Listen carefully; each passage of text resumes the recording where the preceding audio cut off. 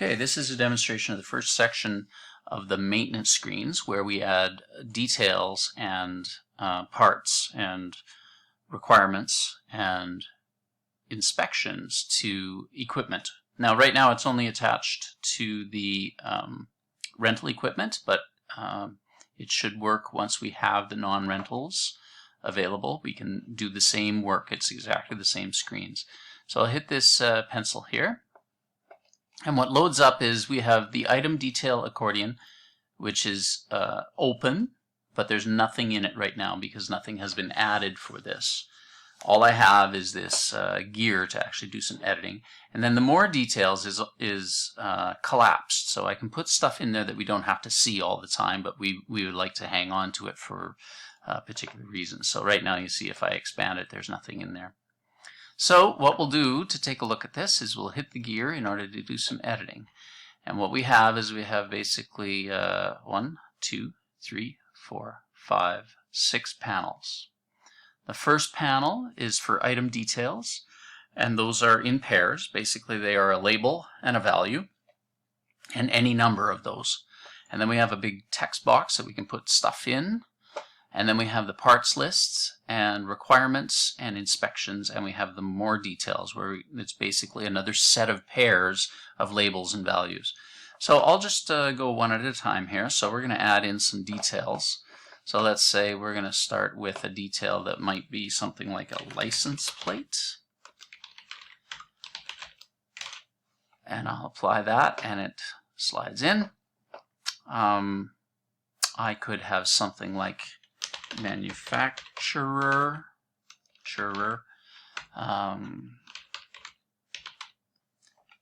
I could have something like the purchase price. But you might think, okay, we don't, in a maintenance situation, we probably don't need this purchase price in our face all the time. So that's what this arrow is for. What that'll do is it'll push it down. So it disappears from the main item detail and it goes into this more details here for hiding it away most of the time. I can move it back up if I want to, and you may choose in this situation you don't really need to know the manufacturer. Okay, so that's what that's used for. So if I go back to what this loads up, what it looks like when it loads up, basically that would be closed. So you'll see it nice and trim here where it'll just have the label, the value, the label, the value, and then down here I have the label and the value.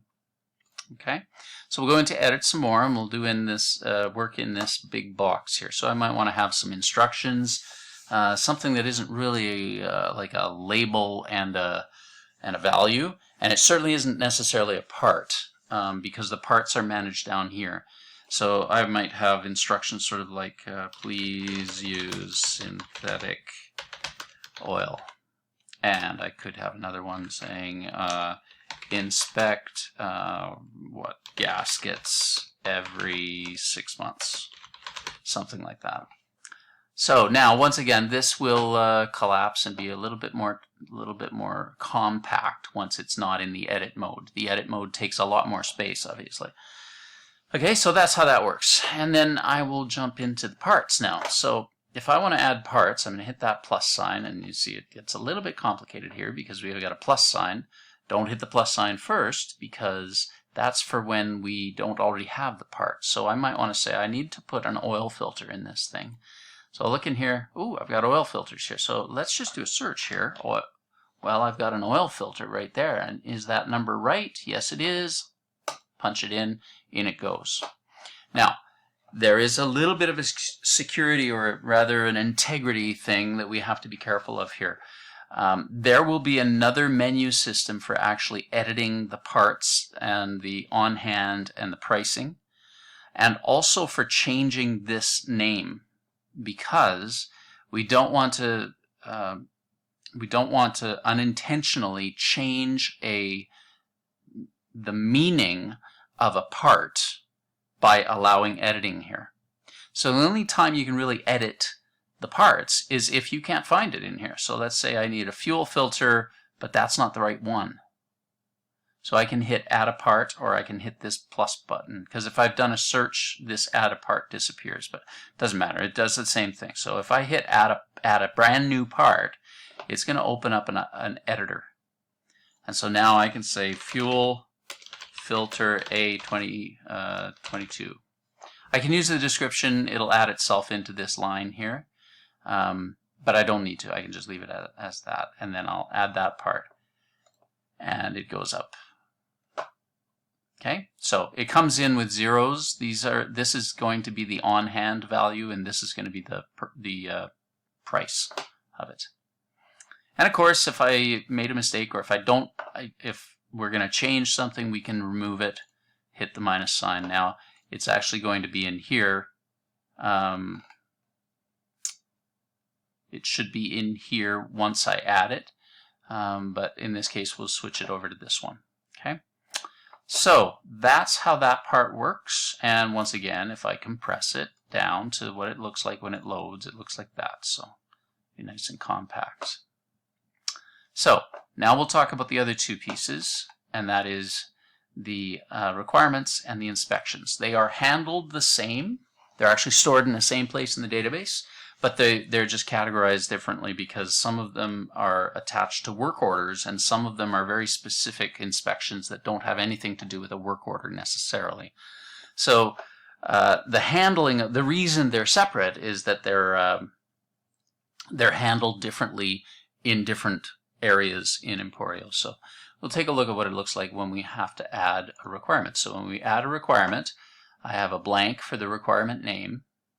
I have obviously no history of it, but normally what you'd get is this drop down would show you the history by date and by meter reading if it's available for this particular requirement. So basically what we're going to say is we're going to say an oil change, and we're going to say that oil change, the next date of that oil change is going to be, well, we'll talk about this for a second. You can't go in the past if you're choosing a new next date. So I'll just say it has to be done by December 31st. And you can use the next meter. So let's say we need to do another oil change at 15,000 kilometers. And then the alert days means how many days before December 31st do we want to start getting emails saying, hey, it's about time to do this. And so what you might want to say is within 2 days. The other part that can happen is this thing can be out on rental when this alert starts coming. And you might want to say, you know what, I don't want to get that alert anymore. So that's what you'd use the dismissed for. Okay? And so then you can add another one in. We can say fuel filter, and we would put in another date. Let's say we jump ahead. I can use this, say March 17th, and tell me 5 days beforehand. Okay, so that's how that works. And then when I compress that, it doesn't compress that much more because it still requires this much display space to put this on the screen.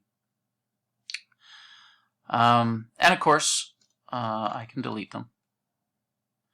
One thing, if I have flagged this as being done on a particular day, on a work order, when I delete it, it deletes from the screen. It's still sitting in the database backed up, so that if we needed to replenish it, we could. I didn't put a mechanism in for retrieving deleted requirements. It's easy enough to do. I just haven't done it. I'm not sure I want to. I think I'd like to keep this nice and clean. So I can delete that and it goes away and shrinks down again. So we can take a look at the inspections, but basically the only thing that's different is that it's called an inspection. Okay, and it's likely that these some of these things are not needed here. About the dismissed and the next meter and the alert at days. If we decide we want to start suppressing those, we can do that on the inspections panel. But for now, I just included it to look exactly the same as this. Now, if I don't put anything in here, I've added this in. If I close and reload that, it's going to clean it up. So that one that I put in that was blank is gone now. Okay, so that's basically the whole deal with getting this item detail and more details happening. Okay, thanks.